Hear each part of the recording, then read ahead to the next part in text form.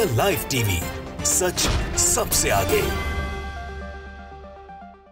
राम मंदिर की प्राण प्रतिष्ठा के कार्यक्रम में उसके बाद जिस तरह से पूरे देश भर के अंदर एक विवादास्पद स्थिति बनाने की कोशिश की गई, जो आपने सबने देखा कि देश को ऐसा लगा जैसे धर्म के आधार पर बांट दिया हो और साफ तौर के ऊपर चढ़ाने का काम किया जा रहा हो कि देखो हमने धार्मिक कार्यक्रम को सरकारी मंच से इतने बड़े स्तर पे किया, बहुसंख्यक जो वर्ग से आते हैं, और तुम्हारे कोई कार्यक्रम को ऐसा नहीं किया जाएगा। और देश भर के अंदर एक ऐसा माहौल जैसे देश में एक समुदाय विशेष के खिलाफ माहौल खड़ा किया जा रहा। उसके दुष्परिणाम जानते हैं आप क्या हुए हैं। बीजेपी जैसी पार्टी चाहती है कि देश के अंदर माहौल खराब हो। बीजेपी जैसे लोग जो है, उनके नेता चाहते हैं कि हालात बद से बदतर हों ताकि 2024 के चुनाव जो थोड़े मुश्किल हो गए बीजेपी के लिए, उन्हें जीतने में सफलता हासिल हो। मुश्किल कैसे होगा समझाऊंगा इस वीडियो में, लेकिन नफरतबाजी का ये आलम है कि एक स्कूल के बच्चों की लाइन जा रही है और पैदल मार्च चल रहा है। उज्जैन मध्य प्रदेश, उज्जैन छिंदवाड़ा मध्य प्रदेश का वो शहर जो महाराष्ट्र की तरफ भी लगता है, नागपुर की तरफ, और ट्राइबल डोमिनेटेड एरिया, वहां पर भी नफरतें ऐसी घोली हैं कि वहां बच्चे नारे लगा रहे हैं कि एक धक्का और दो, बाबरी मस्जिद तोड़ दो। ये छोटे छोटे बच्चे हैं, इनके जहन में जहर कौन भर रहा है, इसका फायदा किसको मिलने वाला है, इसका अंदाजा आप लगा सकते हैं। शोभना यादव जी हैं, उन्होंने इस वीडियो को ट्वीट किया और भी लोगों ने किया कि हाथ में तिरंगा झंडा और जुबान पर ये नारे, गलत दिशा में जा रहे स्कूली बच्चों के मन में जहर कौन भर रहा है। #छिंदवाड़ा। पहले वीडियो देख लिए फिर चर्चा करेंगे।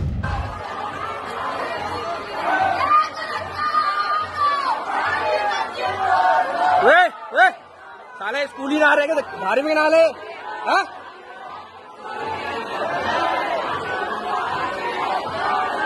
अंदर जाओ ना तो।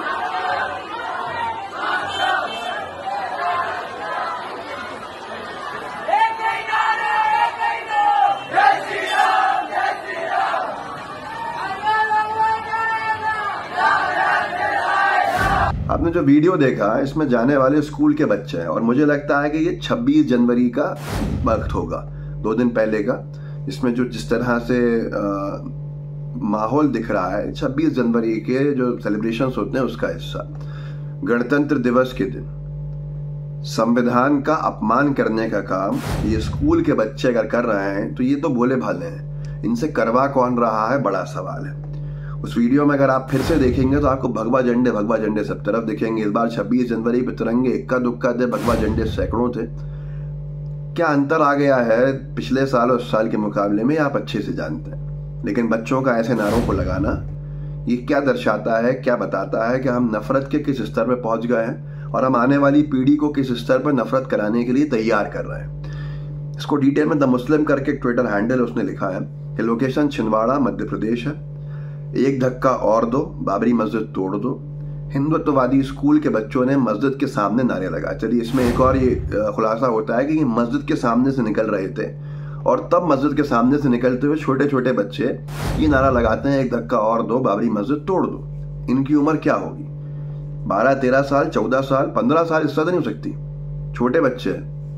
ये नारे क्या घर का माहौल है या स्कूल में लगवाए जा रहे हैं या कोई तैयारी बड़ी सरकार की है कि इस तरह से माहौल खराब करने के लिए बच्चों को तैयार किया जा रहा हो। उज्जैन में मध्य प्रदेश का एक और शहर है, छोटे छोटे बच्चों ने आरोप किया लगा था उन पर कि सवारी महाकाल की सवारी के ऊपर थूका है। इस आरोप पे वो गिरफ्तार कर लिए गए थे, उनके परिवार के ऊपर कार्रवाई हुई थी, उनके घर को तोड़ दिया गया था। बाद में जिसने एफआईआर करी थी उसने एफआईआर वापस ले ली क्योंकि वो सिद्ध नहीं कर सकता था। एक झूठे मुद्दे के ऊपर घर तोड़ दिया मुस्लिम बच्चों का। यहाँ बच्चे जो है वो नारे लगाते हैं, एक धक्का और दो, बाबरी मस्जिद तोड़ दो। मस्जिद के सामने आके प्रदेश वही है, सरकार वही है, लोग वही हैं, प्रशासन वही है, कार्रवाई के नाम पे जीरो। ये भेदभाव किस लिए बताया जा रहा है, किस लिए दिखाया जा रहा है, ये अपने आप में एक बड़ा सवाल है। इस बड़े सवाल का जवाब किसके पास है मुझे नहीं मालूम, कोई जवाब देना चाहता है वो भी नहीं मालूम। इन्होंने आगे लिखा है, गणतंत्र दिवस की रैली में छिंदवाड़ा के संत श्री आशाराम जी गुरुकुल के छात्रों ने मोती मस्जिद, गुलाबरा नामक मस्जिद से गुजरते समय कथित तौर पर उत्तेजक नारे लगाए। जब एक स्थानीय ने आपत्ति जताई तो उन्होंने जवाब दिया, एक ही नारा, एक ही नाम, और फिर घर घर भगवा छाएगा। अब सोचिए कि उसमें किसी ने रोका, एक स्थानीय व्यक्ति ने आपत्ति जताई कि आप ये क्या नारा लगवा रहे हो। तो बच्चे क्या कह रहे हैं इसके जवाब में, जो बच्चे एक धक्का और दो बाबरी मस्जिद तोड़ दो का नारा लगा रहे थे, उन्होंने जवाब दिया आपत्ति करने के ऊपर उस व्यक्ति को, एक ही नारा एक ही नाम और फिर घर घर भगवा छाएगा। कोई आश्चर्य नहीं अगर बच्चे आशाराम एक कट्टर बलात्कारी के नक्शे कदम पर चलते हैं। जिस व्यक्ति का स्कूल अब तक खत्म कर देना चाहिए था, एक स्कूल जिसको गंगा जमनी कुछ नाम था, मुझे याद नहीं आ रहा, और दमोह, मध्य प्रदेश के दमोह शहर में था, उसमें सिर्फ उर्दू का एक गीत गाया जाता था और आरोप लगवाया गया था कि भैया धर्म परिवर्तन हुए हैं कुछ, उसके ऊपर आपने बंद कर दिया स्कूल। इस स्कूल को आशाराम जैसे बलात्कारी के होने के बावजूद भी, सिद्ध होने के बावजूद बंद नहीं किया गया आज तक। और ऐसे बलात्कारी के स्कूल के बच्चे नारे लगा रहे हैं मस्जिद के सामने जाके कि एक धक्का और दो, बाबरी मस्जिद तोड़ दो। ये किस तरह का जहर है, ये किस तरह की नफरतें हैं। पागलपन का शिकार बना दिया है बच्चों को और आगे बारूद के ढेर में बैठाया जा रहा है इस देश को, और उसके ऊपर हर एक खामोश है। अगर आप हम सब खामोश हैं और इसकी कार्रवाई की मांग नहीं करते हैं तो जाहिर सी बात है हम इसका स्वागत करना है। संवैधानिक तरीके से कार्रवाई की मांग भी होना अब बंद हो गई है, क्योंकि सरकार से अब किसी को उम्मीद नहीं बची है। जब सरकार से किसी को उम्मीद नहीं बची है तो जाहिर सी बात है मायूसी है। लोकतंत्र में अगर सरकार से मायूसी हो रही है तो हम तानाशाही की तरफ बढ़ रहे हैं, और ये कितना घातक है हर एक के लिए। आज हो सकता है लोगों को लगता हो कि ये सिर्फ मुस्लिम समुदाय के लिए घातक है। मुस्लिम समुदाय पहले से इसका शिकार हो चुका, अब तो ये दीमक की तरह फैल रहा है। राहत इंदौरी साहब ने बड़ा खूब कहा है कि लगेगी आग तो आएंगे कई घर जद में। यहाँ सिर्फ हमारा मकान थोड़ी है, जब आग लगती है तो हर घर तक पहुंचती है। जंगल में आग लगती है तो हर पेड़ को जलाती है। अगर आपके आसपास आग लग रही है तो आप तक भी पहुंचेगी। आज कोई शिकार है, कल कोई शिकार होगा। देश बारूद के ढेर पे है, और जो बारूद के ढेर पे देश होगा, क्या वह आर्थिक तौर पर तरक्की करेगा? क्या वह सामाजिक तौर पर तरक्की करेगा?